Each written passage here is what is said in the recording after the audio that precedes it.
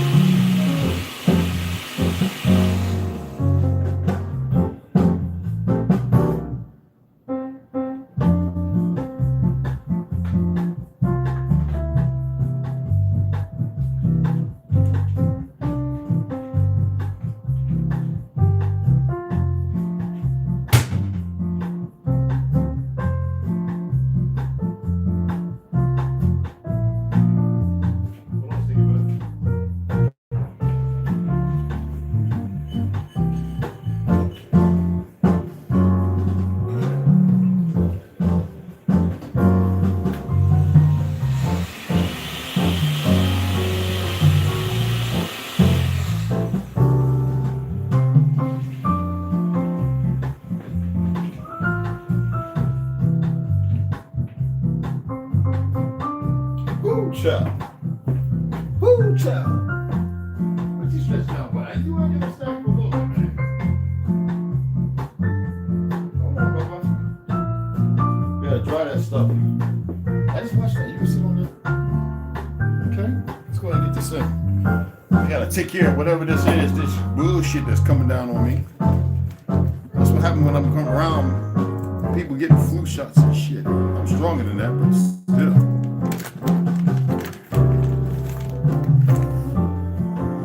Oh shit, is it leaking? Oh dude, it's got a hole in it, man. What the fuck, bro? Gotta transfer it.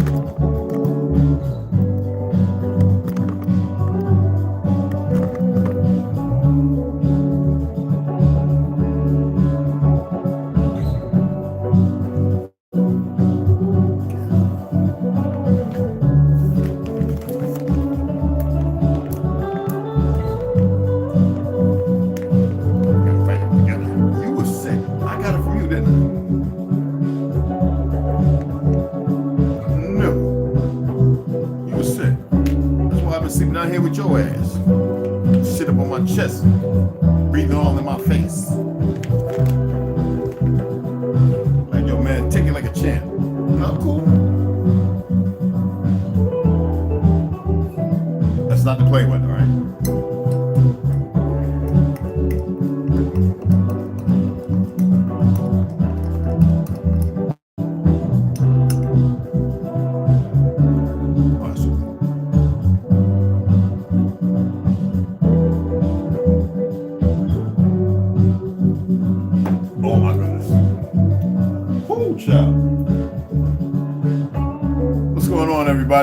I've had some pretty good conversations today.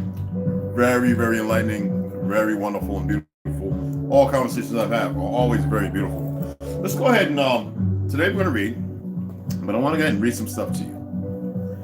So we're going to be here for a little while, if you don't mind. And then right after here, I'm going over to TikTok to start reading all three of those books and the custodial time with those. So that way, I'm doing a little different over there. First, I want to read, I have a lot of information here, guys.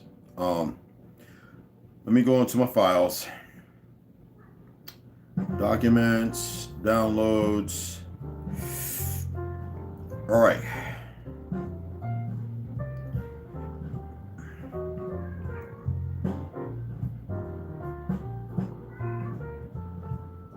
No, we're not going to read that one because that's the book I got coming.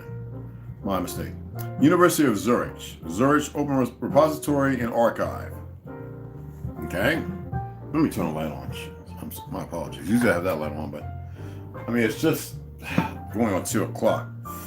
Posted to Zurich Open Repository and Archive, University of Zurich, the Earl and everything. Originally posted at Dem Hendrik Lons, the Leopard in German, right?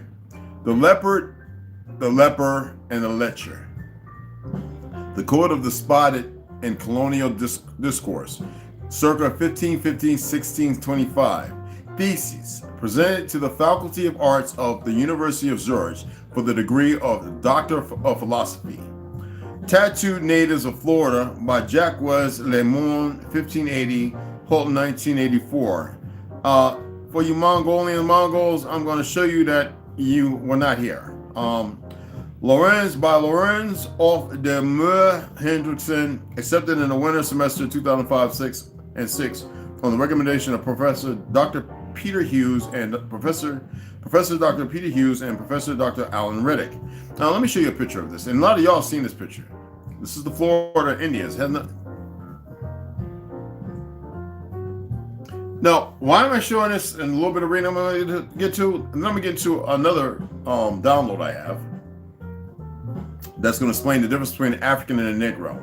Spotted adjective, 1A, marked or decorated with spots. 2A, disfigured or stained with spots. B, figure, merely stained or blemished. Oxford English Dictionary. Table of contents, list of abbreviations, abstracts, and prefaces, and we don't have to get all to that, and list of abbreviations and all that crap. Abstract, English version, so we're going to do that, all right? And it's giving you the texture, the incorporation sources, the study documents, how images, sources and references, symptoms of bestiality, of disease, and unbridled lust, whereas numerous Renaissance texts exploit this code of the spotted to popularize vaguely defined concept of ethnic segregations. Some contemporary works of great insight echo this discourse, not in order to subscribe to its rationale, but to question its underlying notions, having sketched out the multiple meanings attached to 3 archetypes of the spotted, the beast, the diseased body, and the lecher. You know, I was talking about leprosy, leperism, albinism.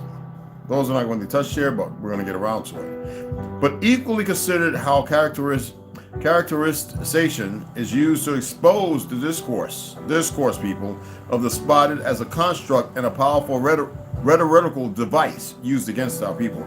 The study concludes by reviewing its main findings within the larger context of Renaissance studies and of critical theory of interethnic encounters. It is acknowledgement. It is a great pleasure to thank all those individuals and fucking suck a dick, excuse my French. Finally, I am extremely grateful for having had the support of Bruce Lauder. I've already read all this, I'm just going through it, who showed a great interest in my work, and yes, suck a dick. And preface, Lawrence Stern's model of Tristan Shandy. It is not things themselves, but opinions concerning things which disturb men. Strikes me as an apt précis of the theme, precise of the theme of this thesis and of the process of its making, growing out of a desire to learn about the African continent and its past, triggered by a trip to Ethiopia some years ago. This whole project has darted off in unexpected, not so say erratic ways in the course of this study. An initial search for things or historical facts was quickly abandoned in favor of examining diverging opinions until finally it turned into an analysis of some rather distressing imagery and symbolism characterizing early modern colonial discourse, although the characters and stereotypes encountered in the study bear little resemblance to any genuine historical figures. They become only too real in the haunted researcher's mind. As anyone working in the same field will confirm, non-European stereotypes of the early modern period often appear both disturbed and disturbing, with their bodies grossly distorted through the filter of the Western imagination.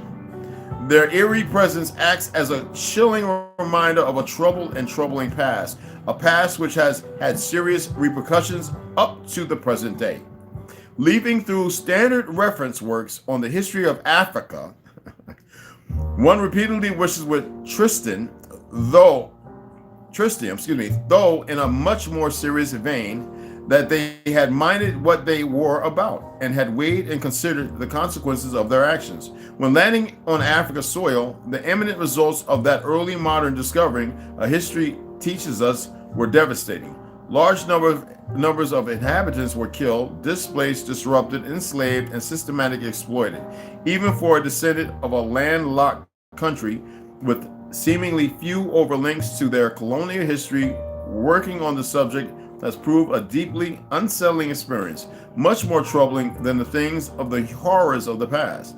To pick up Stern's line, has been coming to terms with the opinions of the rationale condoning and justifying such criminal acts, seeking comfort in the absence of any direct ties between one's ancestry on the one hand and colonialists and imperialist entrepreneurs on the other becomes illusionary as soon as one becomes aware of the premeditability of the ideas fueling such designs in the Western traditions, the fucking lies. Many white researchers working on the topic of Western texts on non-Europeans seems to have been afflicted by a similar kind of anxiety and unease. For instance, Alden T. Vaughn in Roots of American Racism, 1995, professes to be much troubled by the gnawing question of why Anglo-Americans were contemptuous of people they barely knew.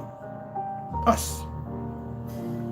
Large numbers of studies building on Eldridge Jones' Othello Countrymen, 1965, and Winthrop D. Jordan's White Over Black, 1968, have struggled to purge a Western mind from its troubling past, even frank by discoursing, getting rid of who we are. Buckelman's Die Gilden de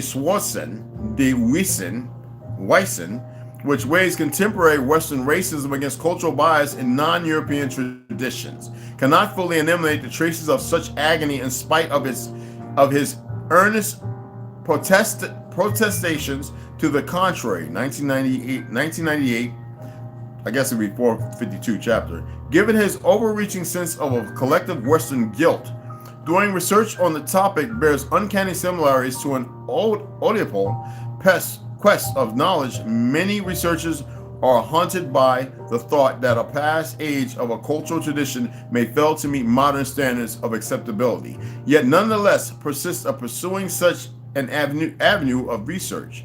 There is thus an acute anxiety about discovering what ought not be there, namely shades of extremist fundamentalism, racist thoughts, and one cannot help noticing instances in which evidence of racist ideology is deliberately being toned down, juxtaposed to more hostile traditions of written off as offshoot or more sinister ideology originating elsewhere. This general, like the Vatican, sense of foreboding is sometimes intensified by fears of being victimized by taking a controversial stance in one's work, analogs to the experiences some eminent scholars on colonial discourse have had to share. As a consequence of this tense atmosphere, researchers all over the world have been forced to take sides in an increasingly polarized debate, a case in point in the critical debate enveloping The Tempest, a play which over the last decades has become a bone of contention between post-colonialists, critics, and exponents of more traditional schools. Unfortunately, members of both camps have fallen into similar ideological traps, narrowing their critical appreciation of a complex, multifaceted play with traditional scholars on the retreat. Post-colonialists have successfully taken that wondrous owl in a storm, appropriating it in a series of readings in which ideology overwhelms text and sometimes even becomes the sole engine behind academic endeavors. While there is no denying that post-colonial criticism has acted as an important corrective to a formerly one-sided perspective, it is seminal to release that the foregrounding of ideological concerns has come at a price.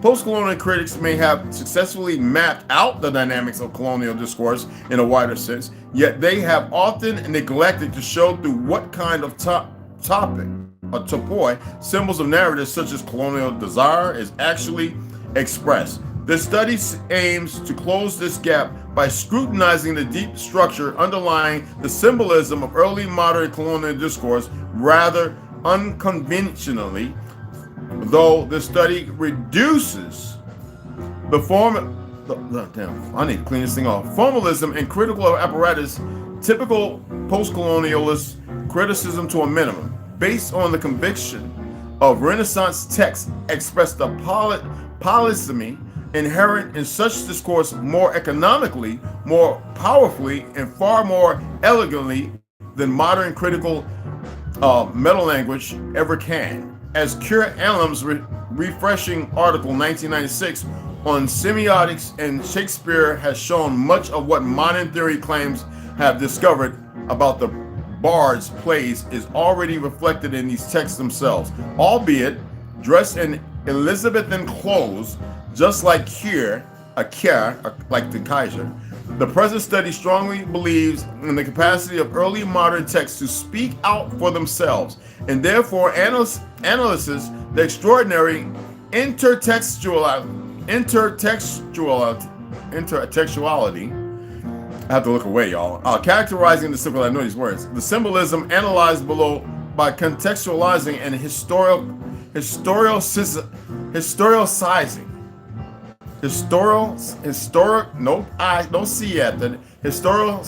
History sizing, excuse me. Its usage in a wide range of early modern sources. One major criticism this study must face relates to the Eurocentric perspective it adopts, while minutely elaborating on the making of European myth. It fails to counterbalance such rhetoric with an appropriate body of self-reflective colonial voices, as Paul Gilroy has recently called for in his influential theorizing of the Black Atlantic, 1993. The reason for this imbalance in methodological excuse me, whereas from the late 18th century onwards, there is ample source material for writing studies endorsing such multiple perspectives. Witness Helen Thomas, Romanticism of Slave Narratives, 2000. Early non-Western sources lending themselves to such a comparison are extremely rare. Perhaps the most likely candidate for such an enterprise, Leo Africanus, Celebrated History, has recently been shown to have undergone such substantial editorial changes that it cannot be taken to represent an unadulterated non-Western perspective. Fucking fabricated lie. Since including other contemporary non-European sources are best with plenty of linguistic and methodological difficulties, the present study must remain within the confines of the Western tradition, hoping that the study of alternative traditions will be undertaken by those more suitably qualified for such a task. I have made great efforts to acknowledge the achievements of previous scholars as equally, as possible. References follow the Harvard system, starting with the year of publication, followed by volume, chapter, and page, e.g. purchases, blah, blah, blah, format, which will be familiar to philologists, linguists, and literary theorists, yet somewhat less so to the majority of literary critics and cultural historians. The reason for opting for this format has quite simply been space. Quoting by using abbreviated titles would have considerably increased the total amount of pages, especially since the text is annotated rather copiously. Another editorial feature which has seemed indispensable is the extensive footnoting, which is used for citing larger clusters of documentary evidence or for pointing or avenues for further research the study cannot pursue in adequate depth. Also, it seems only fair to point out that whenever a quote from a critical study was checked against the original document, reference is made that primary source alone, thereby allowing the reader to access directly the material upon which all further discussion should be based. However, where a hint dropped by a particular study opened up a completely new avenue of thought, then such a depth is made explicit in one form or another. In spite all efforts to the contrary, many important acknowledgments will have slipped through the process of compiling and rearranging material and of writing these this thesis to all those slighted of their just reward. I offer my sincere apologies. I'm going to tell y'all where to download this PDF and get into and read it because I want to read some other things. I just wanted to bring that vernacular to you. You know the terms. This is the University of Zurich. All right, the leopard, the leper, and the lecher. The code of the spotted in colonial discourse. And again, Tattooed Natives of Florida by Jacques Lemoyne. And a lot of y'all have used these pictures to prove our Aboriginal indigenous bloodlines, but you can go and pull them up. Next, I wanted to go to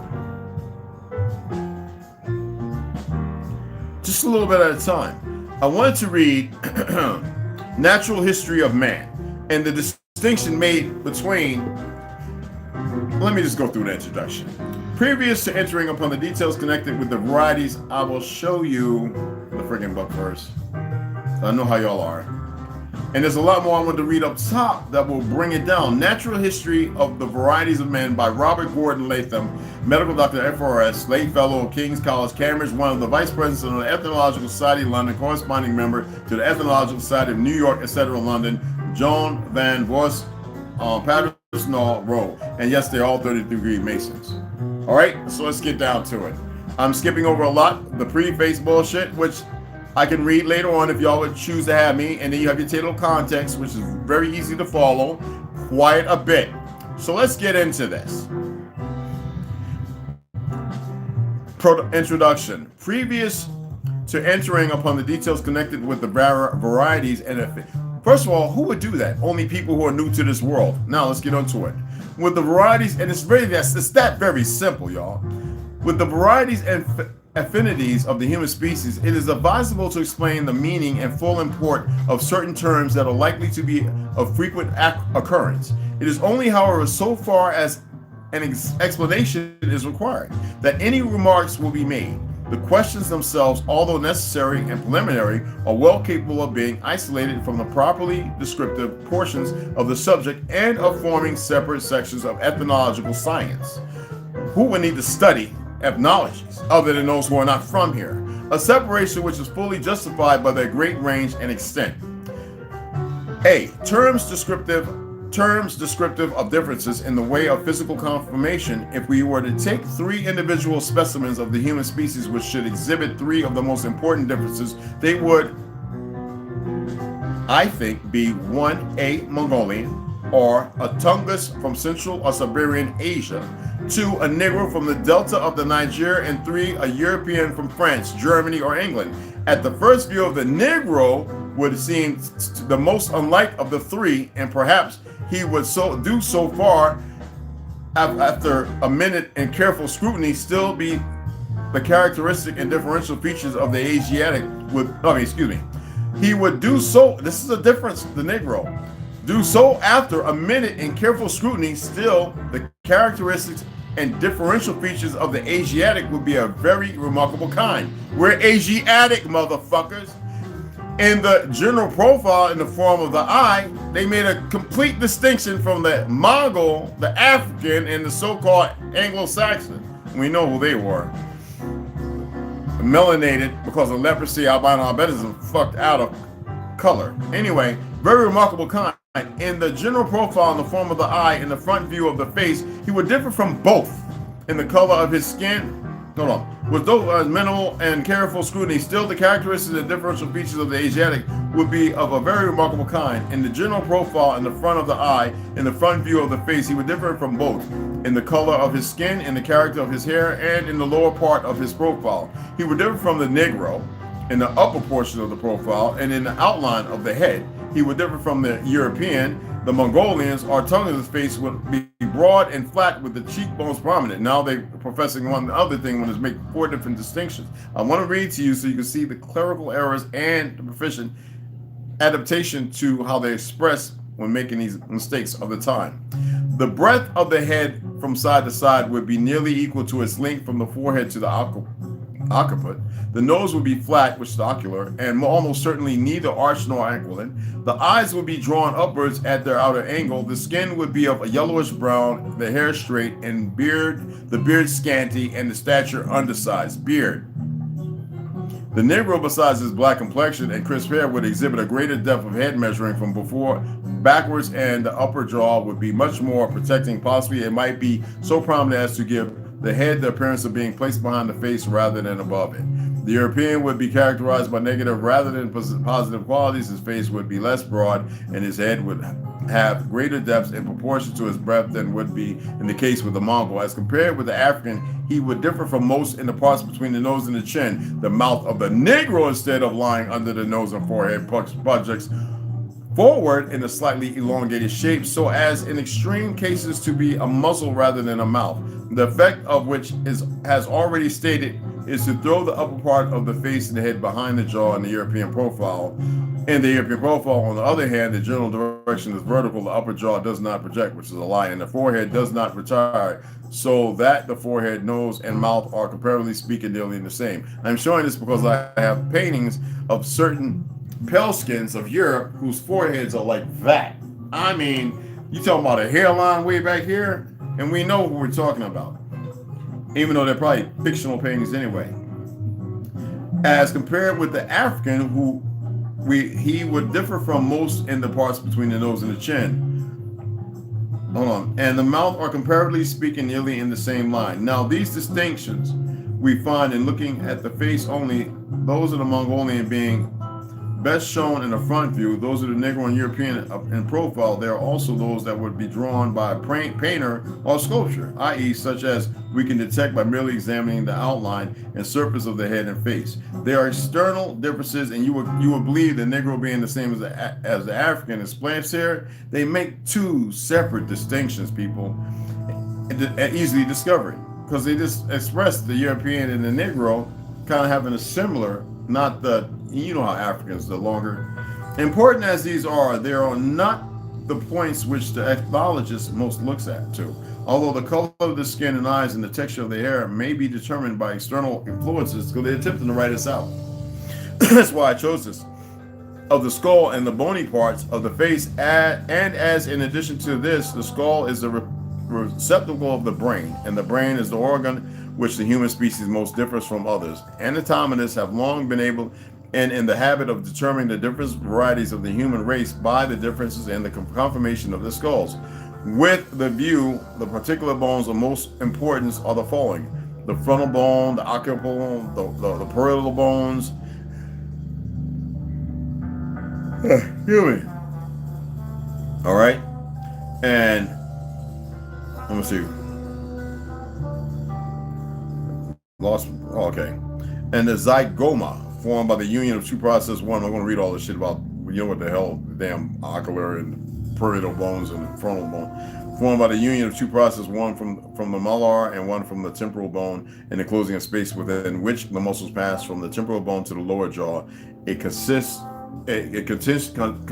the ridge that can be felt through the skin between the cheekbone and the ear.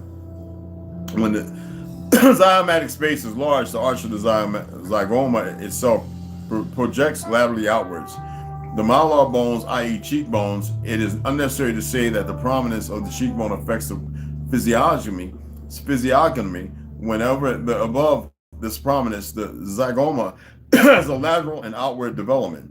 The breadth of the face becomes remarkably and characteristically broad and flat. It is upon the effect of a great zygomatic development on the form of the skull that Pritchard has founded one of his primary divisions.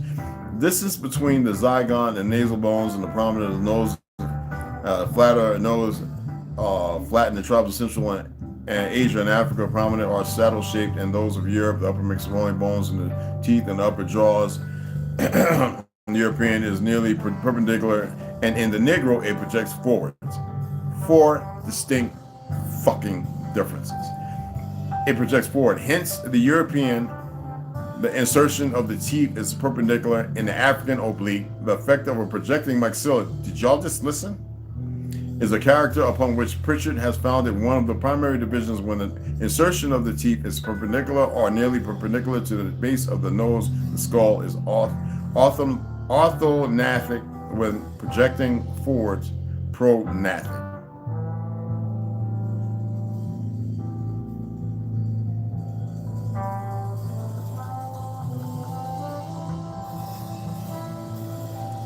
Upon these distinctions are founded the following forthcoming terms. Occipital frontal, I'm not going to get into all this medical terminology. Fuck that. I read all that and it just drives me crazy. It reminds me of going to pre-med and nursing school. Oh.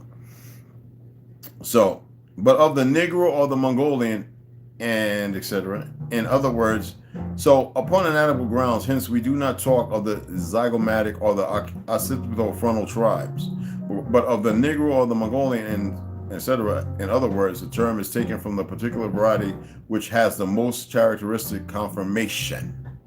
So how do you think they use the Mongolian to dot us out? Because we have some similar, other than the fact that some of them have round ass fucking heads. But then again, some of ours, like the Africans, they do. And then again, some of the ones were mixed in.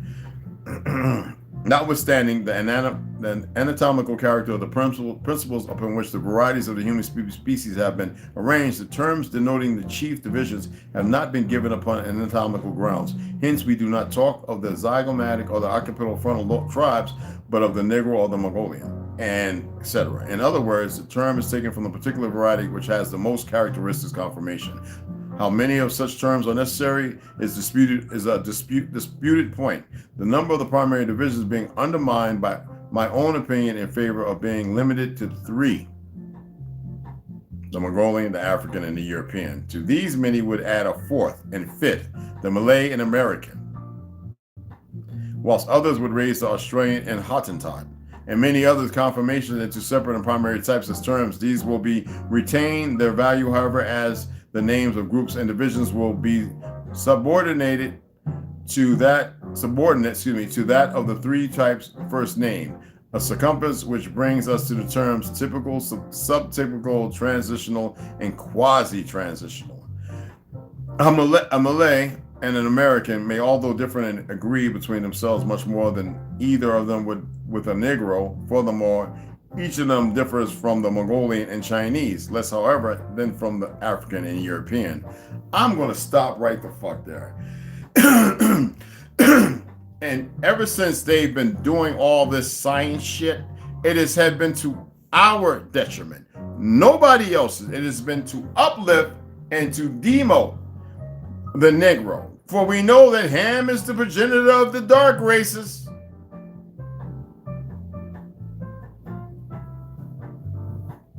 And so is Shem. Hell, so is Yaphet. Now, let's get into something else.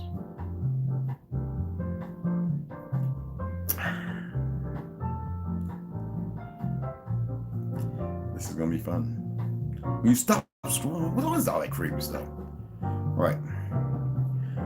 And the cursed race, Rasta Livewire Africa Resource. Now we are on the right path. The Kagats are all the lighter of our race. Leprosy is the mutant albino's curse. These albinos are seeking revenge. In the 680s, the surgeon's knife was Spain's last hope.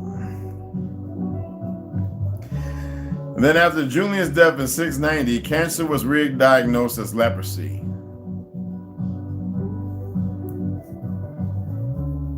I'm getting fucking hungry, and I gotta fight it.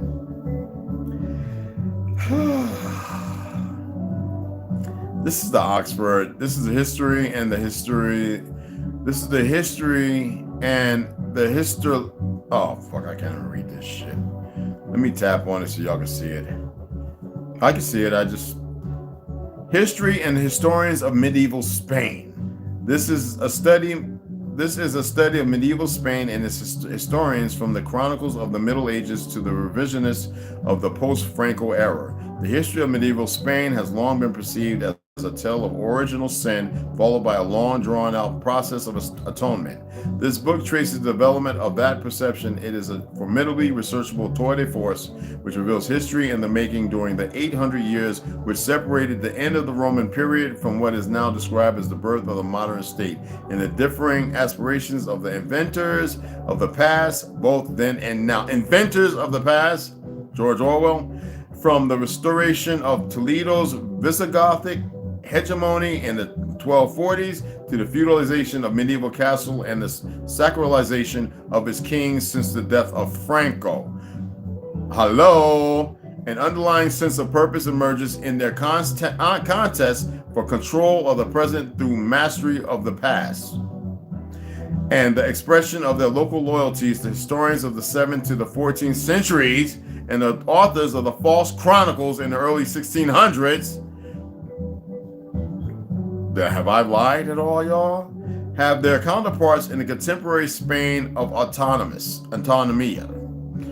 And there's a whole dialects, which I am not going to fucking get into because it is just disturbing to say the least. So you can look that up. Oh, let me show you. I'm sorry. My apologies. Yeah. That's been a long ass walk.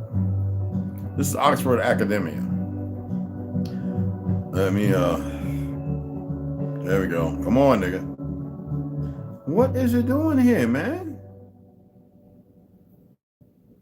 I don't need access. I already logged in. I'm logging out of that shit. I just want the fucking book, dude.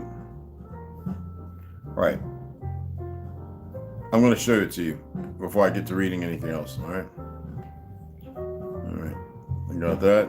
All right. This is what the book's like. I can't enlarge it. History and the Historians of Medieval Spain.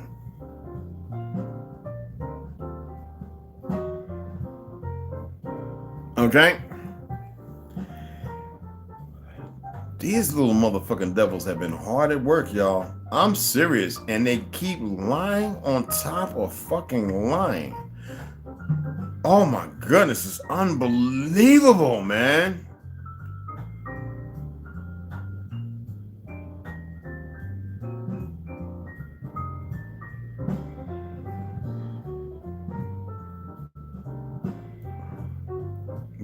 Okay. Oh, and that book right there, it gets into the actual people of France, Spain. It talks about, it's a narrative of how they, I guess you could say that somebody mentioned the Corsicans or whatever, but I had to pull up the actual word, which was the Catas or whatever the fuck, Catas, Saracens, but the word is Kagats.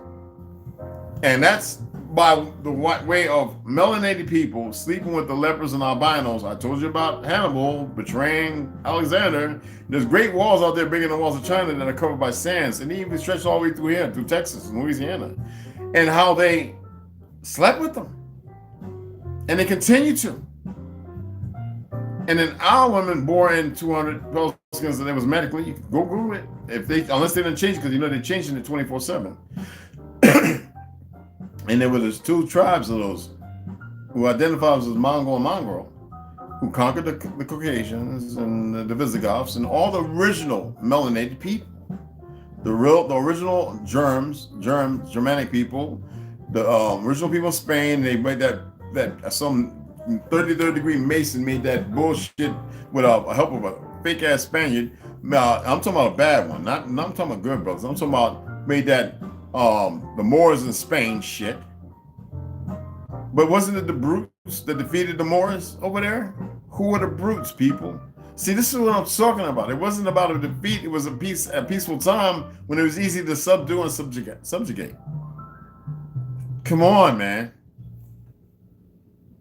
And why would they continue to put you so-called Native Americans over there in Asia Minor?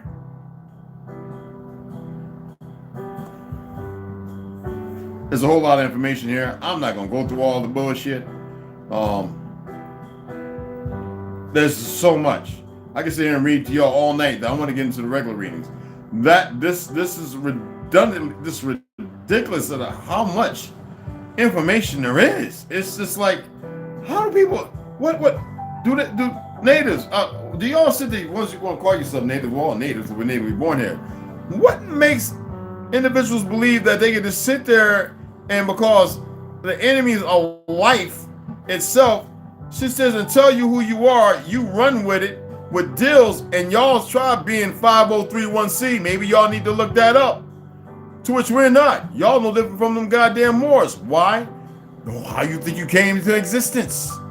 Why is the majority of y'all don't have O positive or negative blood type of origin? This is not just a smack in the mouth. It's a smack upside your head to say stop the bullshit. You either with us or you're going to be contemptuous and hold it against. You're going to hold yourselves against us, and it ain't going to work out. That's all the fuck I got to say. Bleed what you want. Now let me find the other. Hold on. Funny when you. I don't want to hear me talking when I'm looking at this shit. You got them and they know they're wrong. Yeah, there you go. They're wrong. Yeah, whatever. Yes, motherfuckers, you're wrong. Bottom line, shut the fuck up. You're wrong. I'm tired of being nice, man, to all the bullshit. Okay? I'm looking for this certain, oh boy, what did I do with it? I got so much shit on here, bro. This is,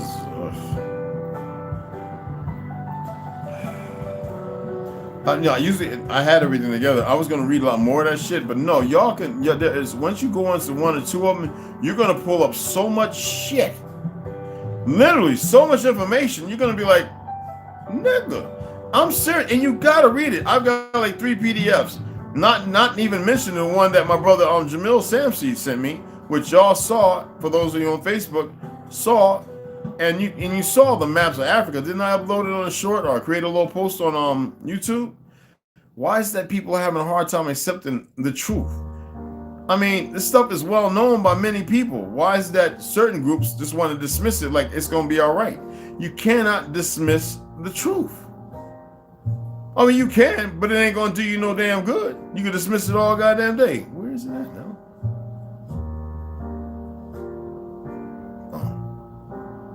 Because you know me, man, I'm going to keep putting it in there.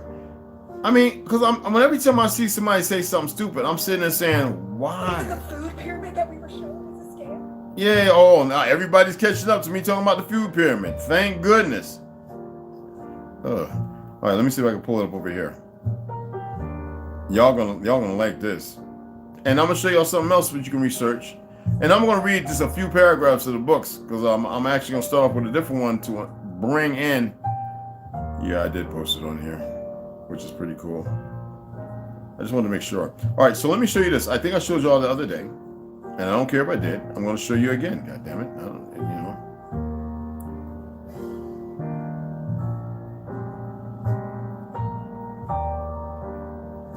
Bro, I got so much shit up in here. Holy shit! I didn't know I posted so much, man. Wow. I'm gonna take a break, man. I'll just be posting shit. Posting material, excuse me.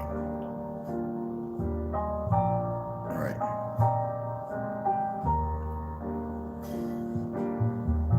Yeah. Okay. Where's the story? Albums. All right. A lot of y'all know about this, right? And this is from TikTok. This is Abraham Africanus won his secret life. Let me see if I can pause this shit. This is from TikTok, and I don't want. Why is it playing, nigga?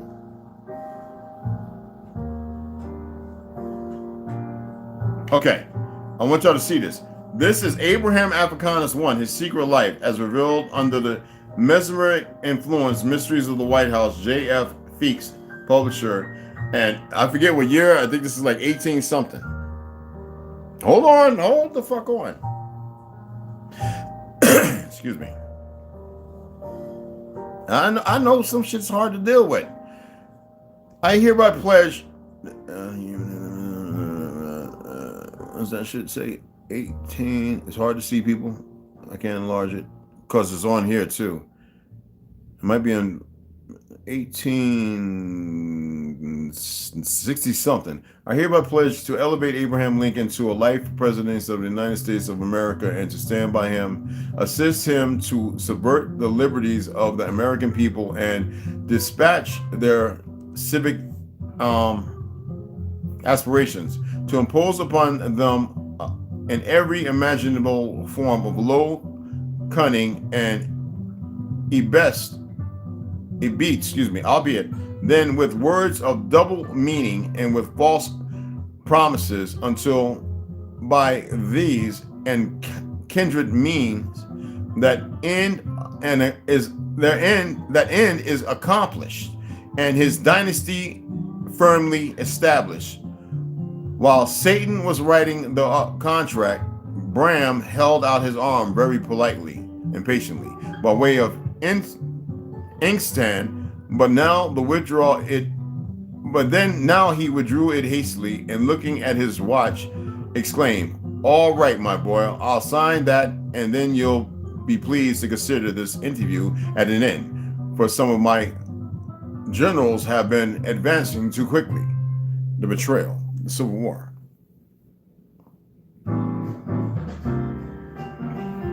I shared it on TikTok because I just felt like it should be shared there, because there's a lot of dumbasses holding on to a lot of bullshit narratives. And you know me, I get to a point, let me pull up something else. I just get to a point where I've had enough of this shit. Excuse me, Susan, you're a trip. Let me see, judo flip.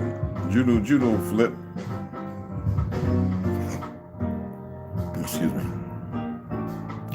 Because I share different stuff in different places, y'all.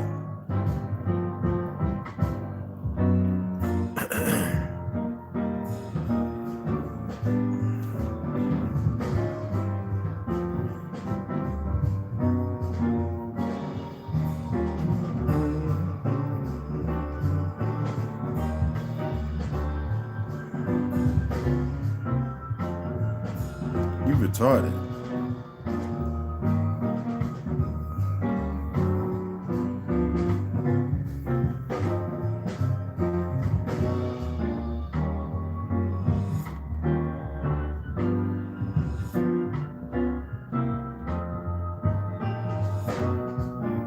Okay, I'm pulling it up now, so that way, it's the writings is what I seek, okay? And I don't know why I can't. Okay, here we go. And it should be, hopefully, it's large enough, and it makes you question everything they have done, because all they have done is lied their asses off. And there is a book. Just to let y'all know. Now, who graded it? It could be a goddamn more.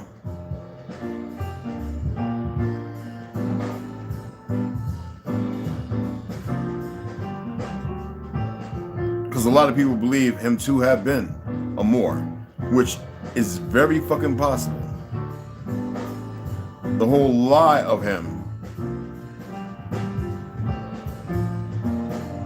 Like I said, they have rewritten history. They have changed everything. They have done nothing but lie over and over and over. And they have used more dead figures than anything to estimate their false history. What is the damn, okay, calamity.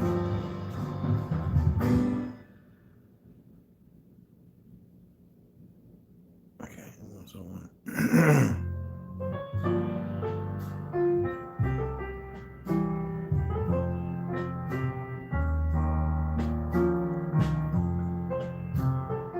and one thing they knew when they made all this stuff, they knew that it would be debatable. That people would debate all this shit. They would sit there and be like, yo, man, we're going to debate this shit. And that's exactly what has been going on.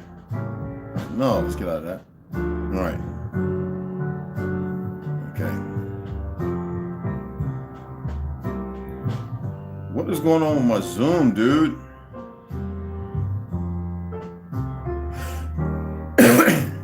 Excuse me. My Zoom's not working, guys. The Lincoln Catechism. The fully blah blah. I can't even read this stuff, y'all. They want to make sure that you cannot read any of the shit. It doesn't matter what it is you download. They want from back then. They want to make sure that you. And I just made here. Even this. Well, you know what? I'm just gonna go to the African. I'm just gonna pull it up. And it's a book. It's an actual book. Pull it up. There we go.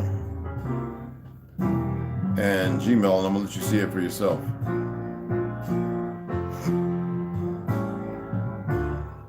They've got so many. Fucking hey. God damn.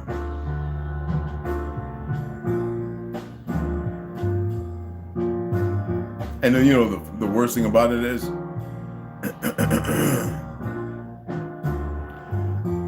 most of the Pelicans are going to hold on to their lives of history because it's very important.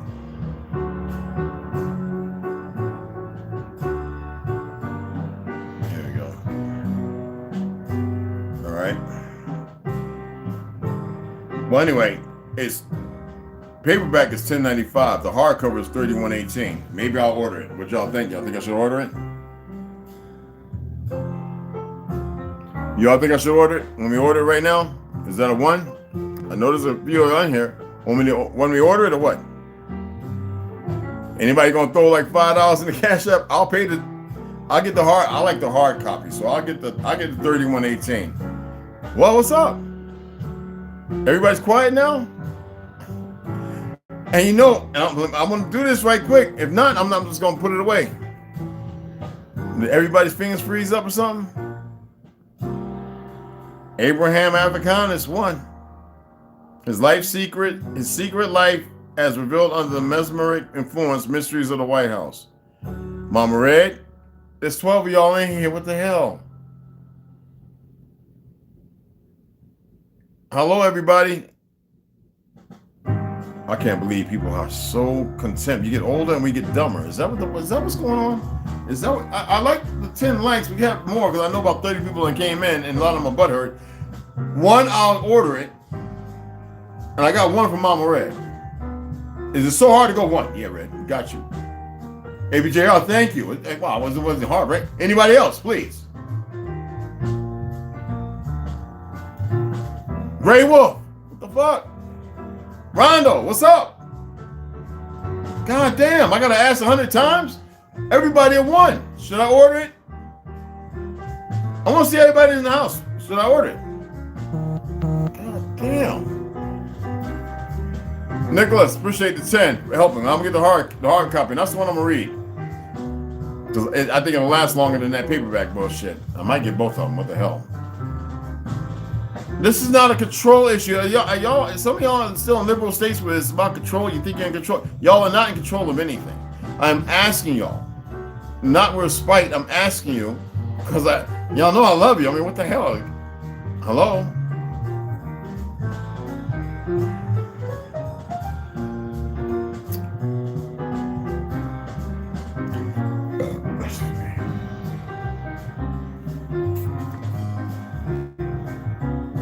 I guess people have a control issue. Well, I'll see how the ones come up, and I'll go ahead and order it later. It's already in my Amazon account, so both of them are. So it's $40-something, $44.75. So if you want to help out, if you're having a hard time pushing one, because I mean, like, it's not complicated. You just go like this, one, and the little arrow says send. It's to my Cashapp, family. It's on the back thing. It's the Cashapp is one Indian gem, right? Y'all tell them what the Cashapp is. I don't memorize stuff because I don't be asked. It's going to be in it's in all the other ones too. It's $ Indian gem. Yeah, god damn it, $ Indian gem. Hold on. I'm gonna make it simple, goddammit. See, I don't be like that. You know what I'm saying? Oh, I appreciate you so much. Oh, okay. All right. I'm gonna tell you right now. I'm my apologies, but this is what I gotta do. I have to do it this way. I know it sounds kind of funny, but I'm not. A lot of people for $1. I'm not for $1, so I just like to see people actually. You know what I mean? Okay. Why is it doing this? Okay, there we go. So it's $ uppercase I, Indian, uppercase J, I am Jim, 1. Is there a way that I could type it in here? Oh no, it won't let me type it, y'all. I was gonna see if I thought I could do it on this phone. But anyway, it's the $ uppercase I, Indian, uppercase J, Jim. Like J-I-M. Okay? I just wanted to make sure. My apologies. And there is so much more. There's a book I ordered this morning, and it's on leprosy, albino, and albinism. I was like, holy shit. And I've been talking about it, looking for it, I couldn't find a book on it. So when I found it, I was like, and it's talking about Europe, and it's talking about, I guess, the Saracens and the Moors and Africa, but we all know that Africa didn't exist until the late 1700s. It did not exist. Somewhere close to the 1800s. There was nobody on the face, only 2 or 3 pygmy tribes that were decimated. Some say by our people who went over there or pushed incon. Incon means incontinental. That's fucked up, ain't it? And not hundreds of thousands of people went, but over 2 centuries, over a million, well over a few million of our people went there. Tired of war. So majority of our people over there and mixed with all the Europeans who were the first segregation, who were pouring down into the mid parts of Lower Ethiopia. And that's a reality.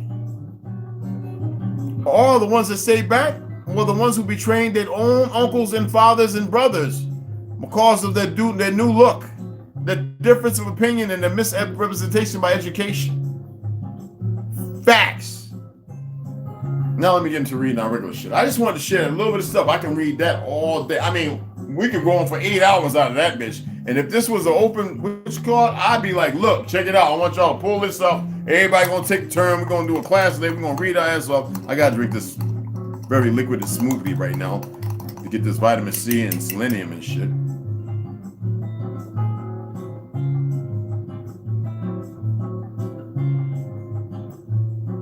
My apologies, guys. I'm not being nasty. You know I love y'all. I just feel like we're family. If I ask, give me a 1 for ordering, everybody throw a 1 down. I appreciate you, Great Wolf. Did you get it? Hey, did anybody share that with him? Yo, thank you, Rondo. Yeah, Rondo, he's got the information too, brother. But let's go ahead. I want to go ahead and read this first out of the ISIS paper. I read this book. First time I think I zipped through it because I knew what it was about, but shit. I read this shit the last 4 nights, people. The last 4 nights. And I know you're going to sit there, nigga, you can't remember everything. Well, this little Nietzsche, he remembers quite a bit. It's weird shit. But I read this book and the last one, my cat got a hold of it and wanted to scratch on it and shit and fuck it up. I was, man, get your ass away. You jumping on my hoodies and shit, my little back thing for hanging upside down. He done put scratches in there. I think the nigga's a Bengal tiger. But anyway, let's go ahead and now, Dr. Frances Cress Welsing. Yes, y'all. Yes, y'all. I just want to get through the we'll do the dedications at the end. I think it's appropriate. Okay. ISIS YSSIS papers, the keys to the colors. Now maybe you might in your head be going, this nigga, wait, I think I know what he's doing. We now are nearing the final decade of the 20th century, the great African in America. The sociologist, historian W.E.B. Du Bois identified the problem of this century as the problem of the color line. Souls of Black Folk, 1903. That is, yeah, check it out. Thus, it is fortunate that in the final decades of the 20th century, a basis for the solution to the problem of the color line has been produced. This basis, they always want to give you a key, make you think of it, it's real shit, but I gotta read this. This basis rests in an adequate analysis of the nature of the color line. This is to make you believe. The exact nature of local and global racism, ultimately, the conscious decision by people of color worldwide, the overwhelming majority, let me read that again so you pay attention, the exact nature of local and global racism, ultimately, the conscious decision by people of color worldwide, the overwhelming majority of the world's population. So all of a sudden it just changed and shit. To base their behavior and relationships on an exact analysis and definition of racism as white supremacy will change its appearance and activity on planet Earth, just as the problem of the color line racism has controlled events in the 20th century and prior centuries. Well, we know it all kicked off around the 16th century. The solution to the problem will regulate events in the 21st century and beyond as we enter the era of justice. Recently, there has been an unraveling and an analysis of the core issue of the first global power system of mass oppression. The power system of racism, white supremacy. Once the collective victim understands this fundamental issue, the ultimate organization of all of the appropriate behaviors necessary to neutralize the great injustice of the white supremacy power system will be only a matter of time. The length of time required to neutralize global white supremacy will be inversely proportional to 1. The level of understanding of the phenomenon. We say understanding because we know it's deeper than that. Plus 2, the evolution of self and group respect. The will, determination, and discipline to practice the appropriate counter-racist behaviors instead of acting upon them like dumbasses on the part of the non-white victims of white supremacy. Thus, the 21st century, and indeed the end of the 20th century, will be a time perhaps of great devastation, but undoubtedly it will be a time of great change. Goddamn right. And the most critical factor in that change of circumstances will be non-white peoples. We know who the white people are, but we're going to leave that alone. Increasing understanding of the behavioral phenomenon of white supremacy as a global terroristic power system. And you motherfuckers run around voting for them and everything. But anyway, however, it must be understood that high levels of self-respect and determination without an adequate understanding, analysis, and definition of racism as the oppressing power of system. We need this. Even though I'm reading this, we know we don't give that shit no strength. Will not be sufficient to bring the long-sought goal of neutralizing that injustice and establishing justice and peace for all people.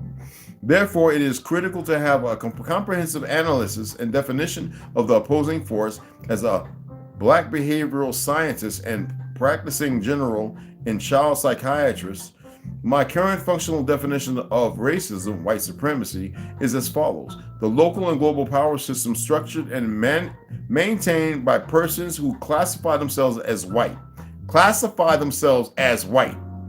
whether consciously or subconsciously determined. This system consists of patterns of perception, logic, symbol formation, thought, speech, action, and emotional response, as conducted simultaneously in all areas of people actively: economics, education, entertainment, labor, law, politics, religion, sex, and war. The ultimate purpose of the system is to prevent white genetic annihilation on Earth, a planet in which the overwhelming majority of people are classified as non-white, black, brown, red, and yellow by white-skinned people. All of the non-white people are genetically dominant in terms of skin coloration compared to the genetically recessive white-skinned people. When this definition of racism as a strategy for white genetic survival is mastered, one can understand precisely not only the present global power formations and realignments, i.e. USA, USSR, linkage, so you know the time of this shit, and European unification, but also present urban non-white epidemics. I am speaking of the current urban crisis of drug use, drug addiction, drug-related murder, teenage pregnancy, infant mortality, black academics, underachievement, black teenage unemployment, black adult male unemployment, black male incarceration, excuse my language, somebody's supposed to say red, single parent, female-headed households, chronic welfare dependency, poverty, AIDS, and homelessness. Whew, there's a chart for that, bro. And it's a diagram, okay? These very disturbing individual and group destructive Pathological forms of behavior are the direct and indirect byproducts by a behavioral power system fundamentally structured for white genetic survival locally and globally. It's worse than that. We now know, and you now know, as what I've been reading, is bigger than that. And we are beyond the word of fucking black. We're not dead. And I would ask y'all to look her up, Dr. Frances Cress Welsing. Was she a Eastern Star, a 33 Mason, a Kappa Phi Kappa, or whatever the fuck they call themselves? I'm just saying, they select the bright ones to misrepresent and hold on to narratives of fiction, well, truth while pushing fiction. Anyway, y'all can also Google this. It actually, I Google it, and it does exist by her. All right, the chance. So if you could see, and it's all the CIA's and the Zionist operation, and that's with a fact I state that. With somebody would fact check me on that shit. White supremacy, domination, and oppression of all non-white people is essential for global white genetic survival. Also depend one another. The genetic survival depend one another against one another. The prevention of white genetic annihilation is pursued through all means, including chemical and biological warfare. Today, the white genetic survival imperative, instead of using chemicals and gas chambers, is using chemicals on the streets: crack, cocaine, ecstasy, PCP, heroin, methadone, all designer chemicals. Ultimately, these chemicals are produced for whites, by whites, and made available to urban blacks, particularly black males, upon whom the future of black people is dependent. And what she doesn't say in there, because it comes out of not occurred, such genocide happened in the Nazi Germany, nobody want to hear about, is also the food, all the food. We're going to read all this. This is fucking interesting as fuck, and you will see how it pertains to the shit I'm reading, because I keep telling you, it's bigger than an influence here. It's an outside influence. I'm not trying to have y'all running for, oh, it's a UFO in a spaceship. We got them shits ourselves. It is bigger than that. Let's get into Enoch. Only a couple of chapters. We're not going to go too deep. Okay? Because I want to bring some calmness. Now, I'm going to pause the music, which sounds real good when I read this. Okay?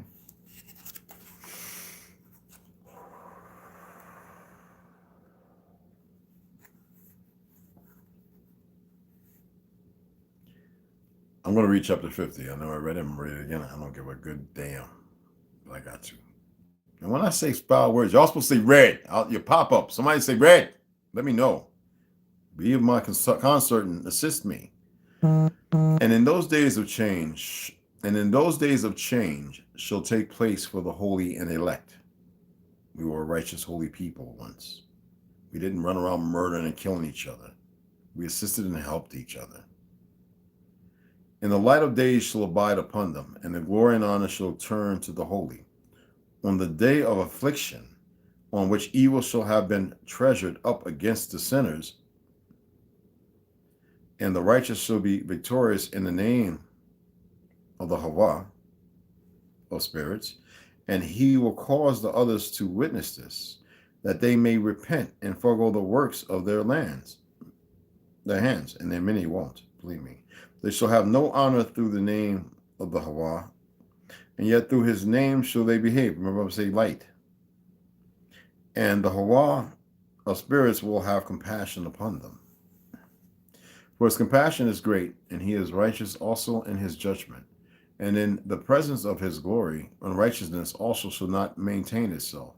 At his judgment, the unrepentant shall perish before him, and from henceforth I will have no mercy on them, saith the Hawa, the light of spirit.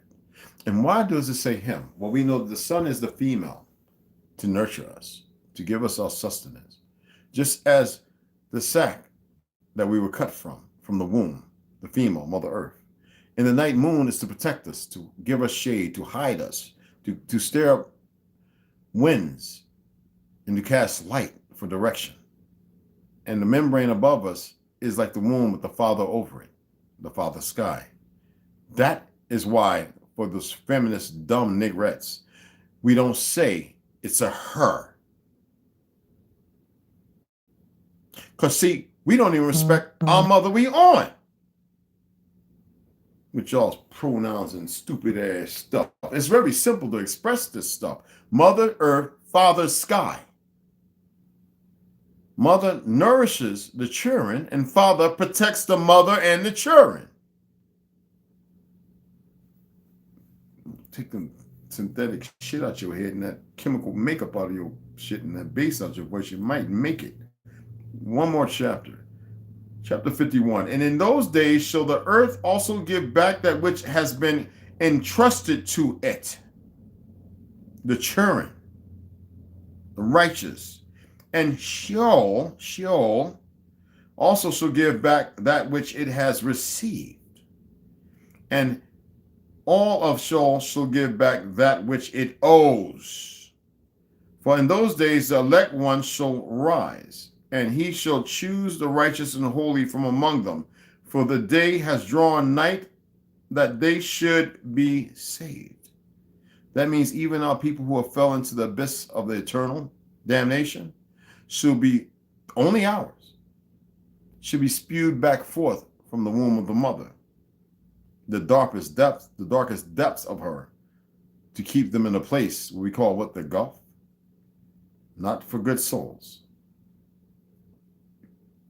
For the day has drawn nigh, I know that I use it all the time, that they should be saved. And the elect one shall in those days sit on my throne, and his mouth shall pour forth all the secrets of wisdom and counsel. For the Havah of spirits have given them to him and have glorified him. And in those days shall the mountains leap like rams, and the hills also shall skip like lambs satisfied with milk. And the faces of all the angels in heaven shall be lightened up with joy, and the earth shall rejoice, and the righteous shall dwell upon it, and the elect shall walk thereon. And what does it mean, milk, when we say the land of milk and honey? It don't mean cow milk, people. It means literally the water of life. And the honey, the sweetness, not the bitterness. And we are very bitter people right now. So you're supposed to be the water of life and be sweet. 52 tomorrow.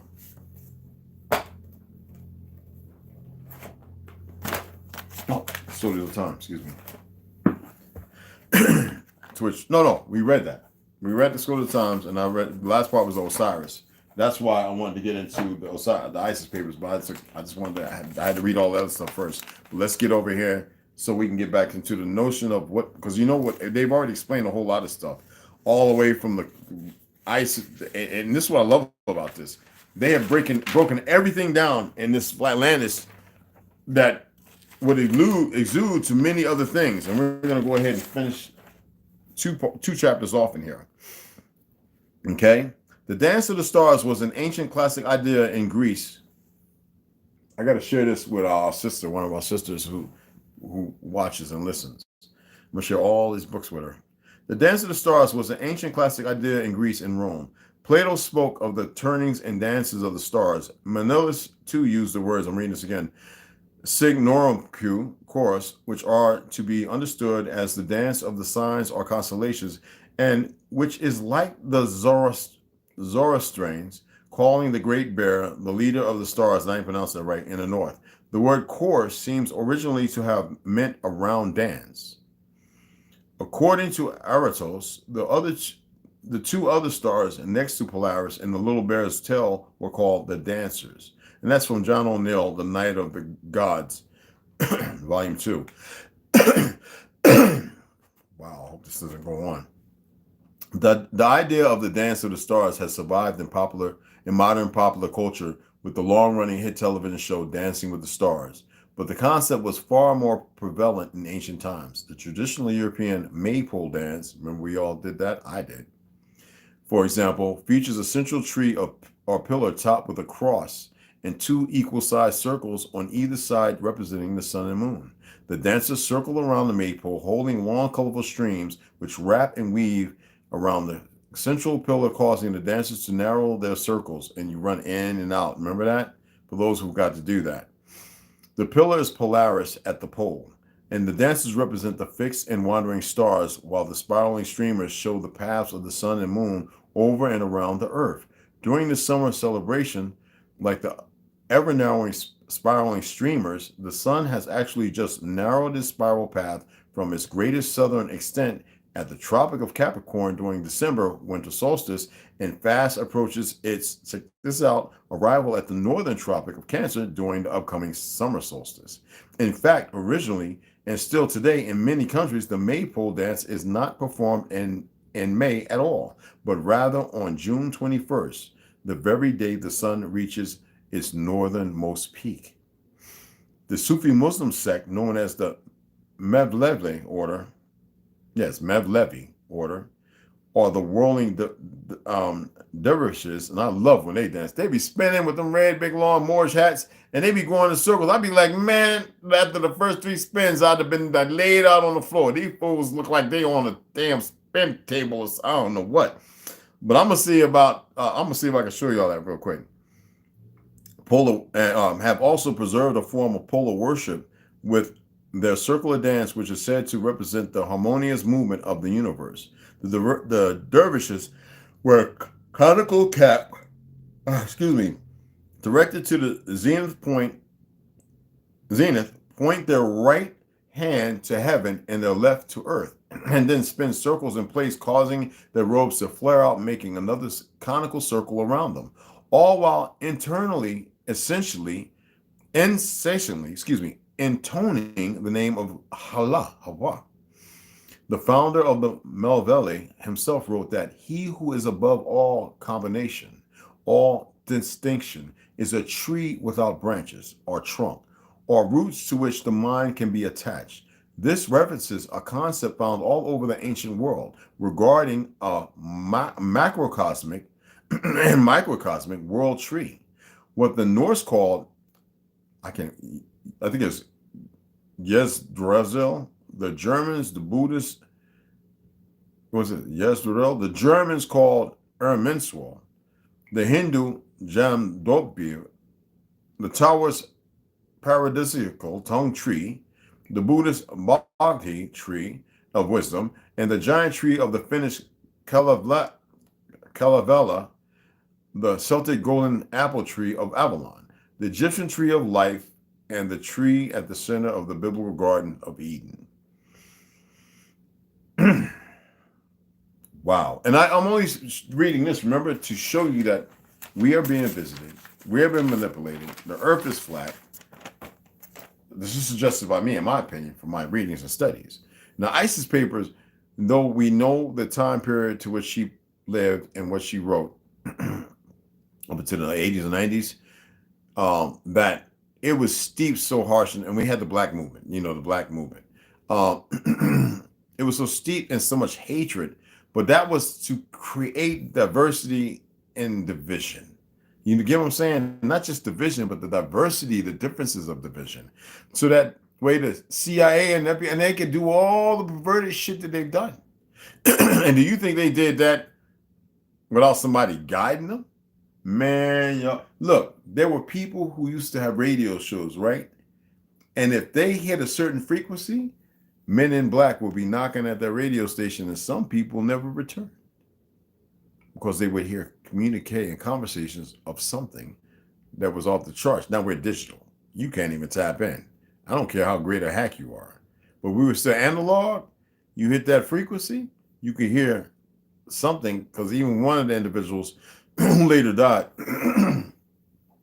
because he wanted to tell a story. Let me see if I can pull it up on YouTube. I forget his name. Let me see if I can just put in a keyword and we can listen, if they even allow it on there. Because you know how they move. They might have said that. We're going to take that down. I'm fighting it, guys. All right, let me see.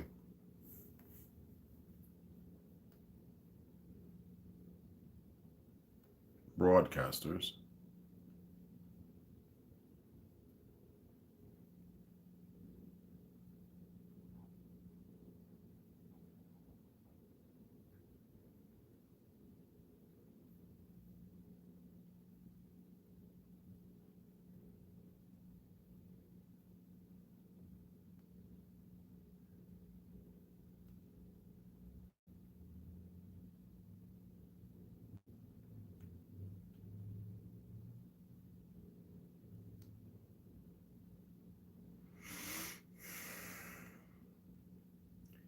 Brain enhancement techniques listed by the CIA document. CIA analysts in assessment of getaway part. No, what is the ethical hacker shows us how easily smart devices can be hacked and given access. The right frequency is talk radio dividing America. CIA torture inside the black CIA secret time travel program. America's Book of Secrets, DARPA's secret. Where do I announce his gun? No. See, they don't even have it on there, y'all. Holy smack. I'm going to put in 2 more keywords.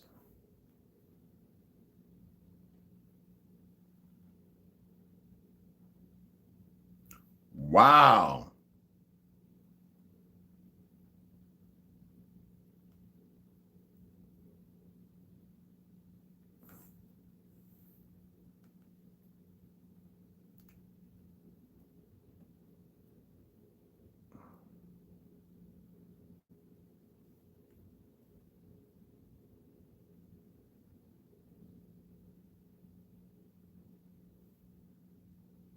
Okay. The secret government radio signals heard today. No. 5 eeriest and strangest broadcast interruptions in history. Every 51 phone call on radio show reaction and discussion. How to rescan your TV to get channels with antenna. No. You don't want to do that. Number of station listen to spy broadcasts, audio encoded messages. This is recent stuff. No, we're talking about the 19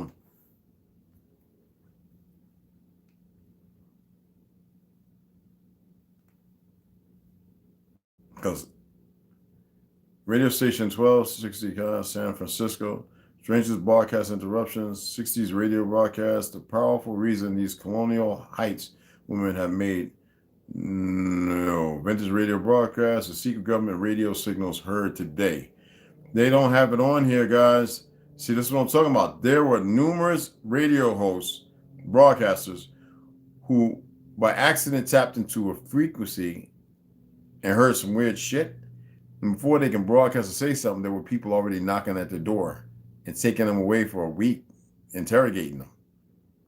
And some of those broadcasters never returned. And that's what I just typed in. Welcome to the big news. Anchor Glenn Hansen. Democrats keep fuck that. Elon Musk attack. No, not to get into the seat. Yeah, it used to be a whole spang of them, so they're not even putting them up anymore. Anybody y'all know what I'm talking about? 1960s, 70s, and 80s, analog radio was still up. You know, the band, broadband, excuse me. And radio stations, like late night ones on the AM, that if they had the tuning where they could tune the channel in, and if they would tune into a certain frequency, they would hear some cryptic, weird shit, like weird voices, talking in human voices. They would shut it off, and before you know it, boom, boom, boom, boom, boom, boom. It's so-and-so here, and we need you to come with us. And they would take them, and some of the radio stations shut down, and the people, they never return. Some return and says, I can't talk about it. They say, it was an accident. These people are probably passed on. I mean, these people were like in their 40s and 50s then. So, you know how the old radio guys. So, I'll see if I can Google. I'll see if I can go on DuckDuckPro, which is Chinese, but I'll see if I can find something. If I can, then I'll post it. I'll do I'll do a little post on it and give what little information it is, so that way you guys can go ahead and look at it. I'm not going to sit here and do that all, I'm not going to waste y'all's time doing that. I mean, we're out on 44 minutes. I just wanted to show you those first things. And the reason why I do that is because I want you to know that everything that's going on, these motherfuckers ain't come up with it on its own. Now, we know in the bibliography that those are warlike people. Now, where they really from? Well, they're written in to come from Japhet, from Gomer, and they're called Ashkenaz. And do you see why I don't like religion? I don't like churches. I don't trust any of them. That's why I say it's a gambit, a game. We're actually not subjugated to it, but we have written ourselves into the lie like stupid ass idiots, because our forefathers, our parents, and some of our parents and our grandparents, and some of us have failed these generations and us. And that is why I'm doing what I'm doing. Because it's bigger than what you can even think. I mean, We got to get out of the crayon color stuff, y'all. And I ain't saying go out there because all pale skins ain't this fake ass white class either. Man, I proved that too. And I know some of y'all wouldn't look because y'all converse with me and say, "Oh shit, yeah, well, I saw it on YouTube." Yeah. She might look like albino, but where do you think it comes from? Remember the saying in the damn Bible about leprosy? Well, you put them away until they're clean. If they don't get clean, they just die where they at. I'm just saying, y'all.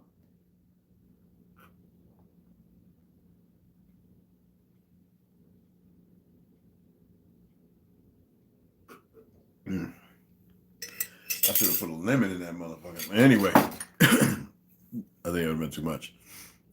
But I appreciate y'all taking the time to listen. I appreciate what you sent there, brother. Brothers, I didn't look. I haven't looked to see what else. Well, I have to look on here. I didn't look at the notification reading. And yeah, let me go ahead and order that. All right. Keep y'all right here. Excuse me. Okay. All right. Proceed to check out. Okay. Password. Remember me, mother sucker.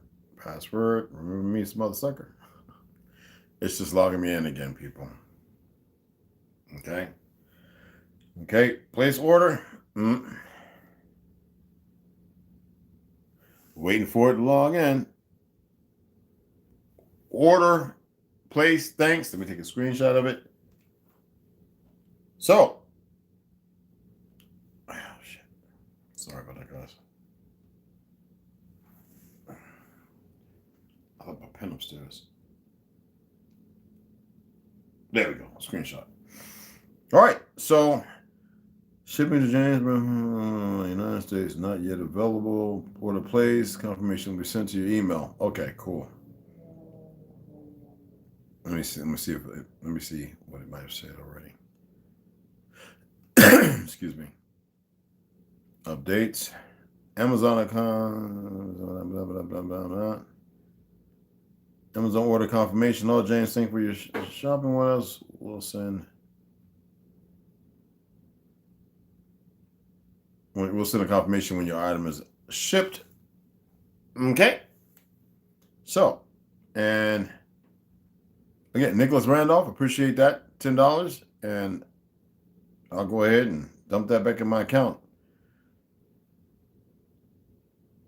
And I have a package over at the post office I got to go pick up. Holy shit. Because I was sitting right here. They didn't come over here. So we're going to go ahead and shut this down. And I'm going to get over there before they close up at 4 o'clock. And then I got to go over to TikTok and read over there.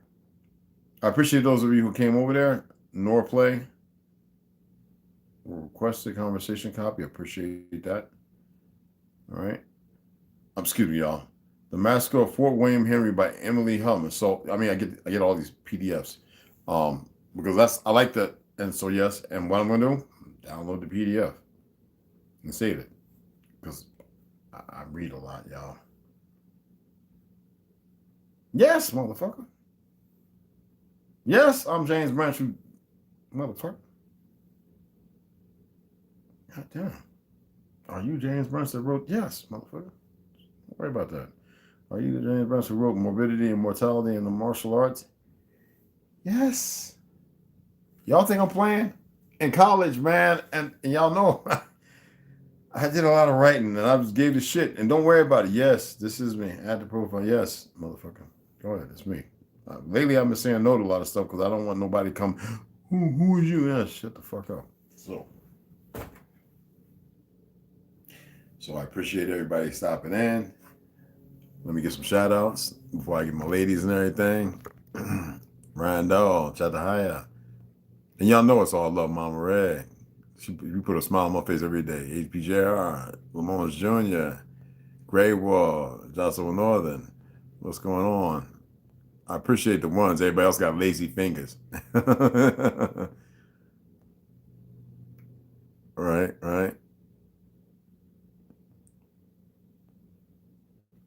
Hey, did you get that, Grey Wolf? I hope you got that, brother. Equator 7, salute. What's going on? I appreciate all y'all coming in. Yeah, that's all right, man. Whenever if you can get it out, it's cool. I'm just gonna go ahead and order another book. That's all. I don't mind spending my little bit of chump change. It's all right, but the more the merrier, it helps.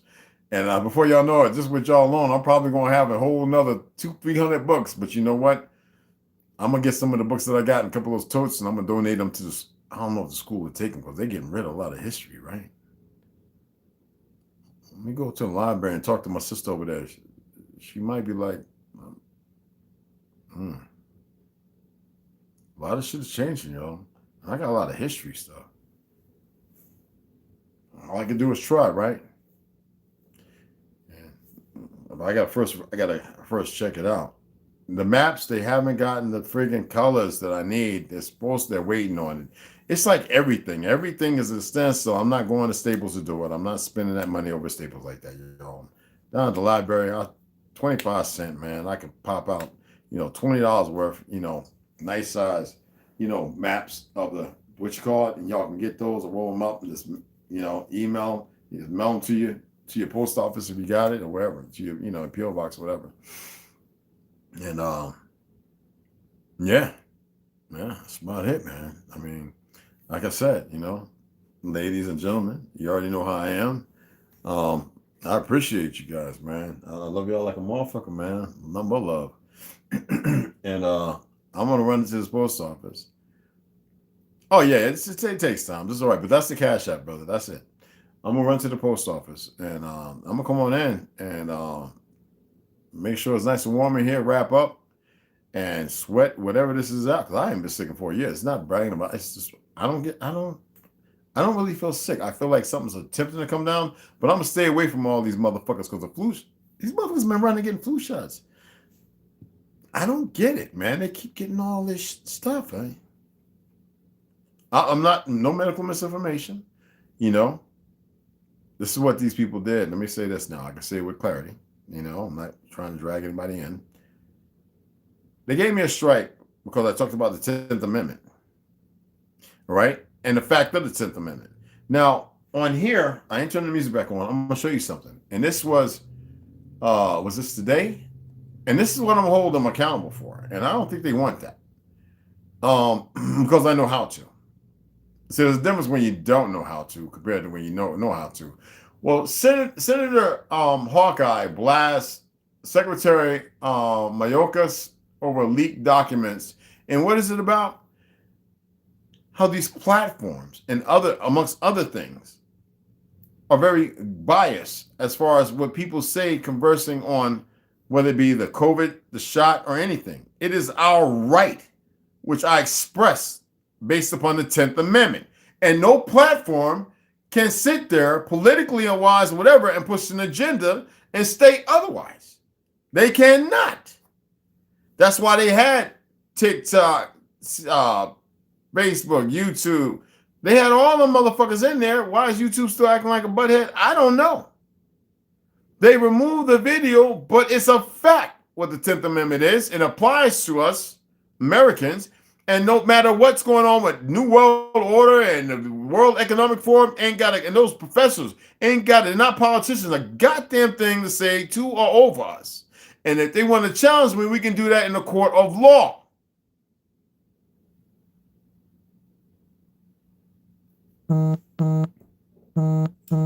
I have no problem writing subpoenas. And they removed it and gave me a strike talking about misinformation. No, the misinformation is the bias ideology to push an agenda with how many deaths have happened now? And these are documented deaths from England. As a doctor in England who's well represented and well watched. And there's 2 doctors over here who are still practicing, who gave the shots, who are very sorrowful they did it. And they talk about it. So if they ain't striking them and removing their damn posts, they need to be mindful of those who study not just contractual, but constitutional law.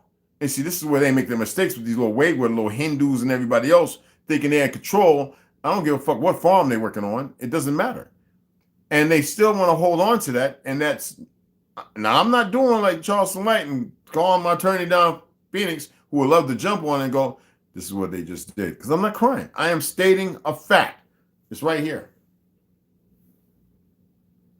It was live. Looking at it right now. Right next to Rome and the family. Thunder and lightning. And right next to Lawfully Beats to relax. No copyright. Royalty free. I ain't kidding. Check it out. I mean, I know I ain't got to prove nothing to y'all. You know what I mean? Yeah, excuse the table. I got some clothes on there. I was folding up and my shooting gloves. But yeah, some ball caps I could take upstairs. But yeah, it's right there.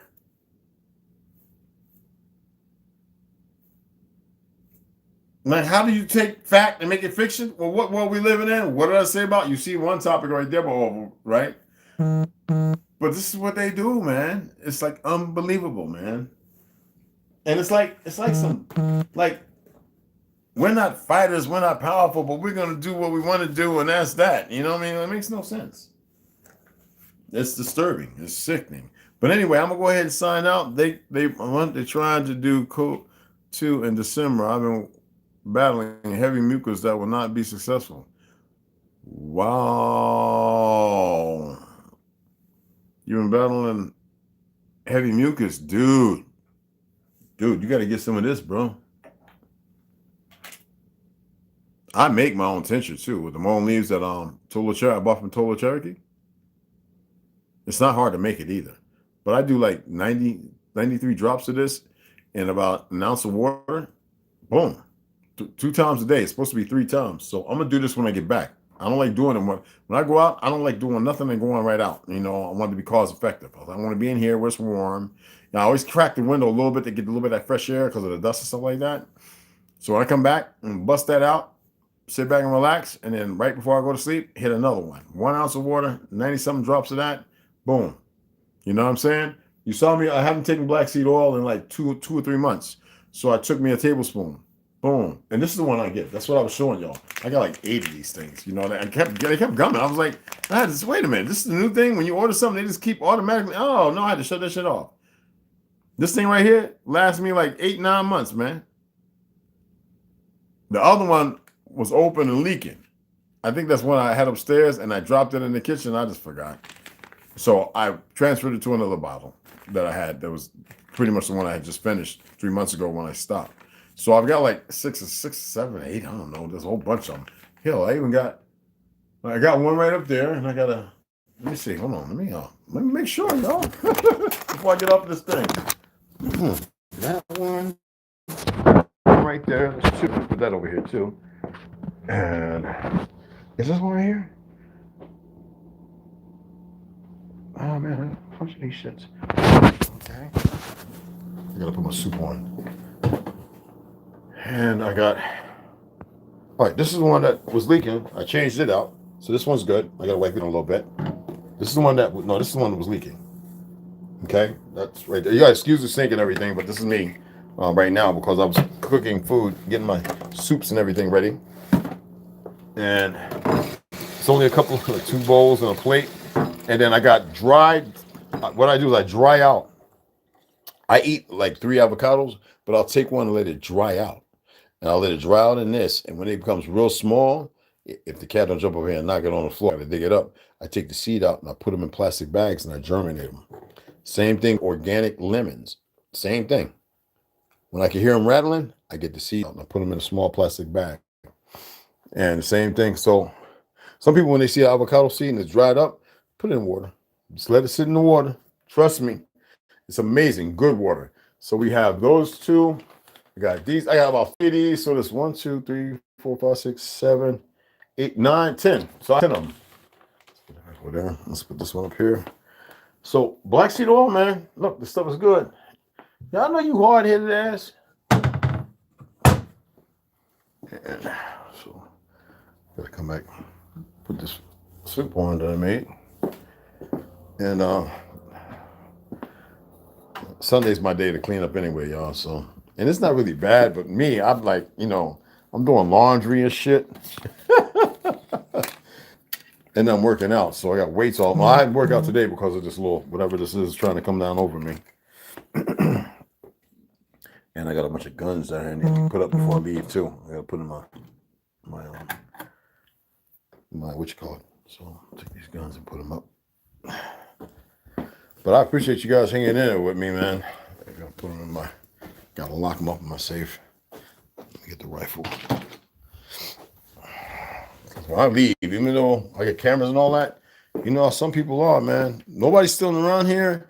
Everybody around here is locked and loaded, but you never know. You know what I mean? But hey, look, y'all have a good day, man. I love y'all. Let me put this one over there too.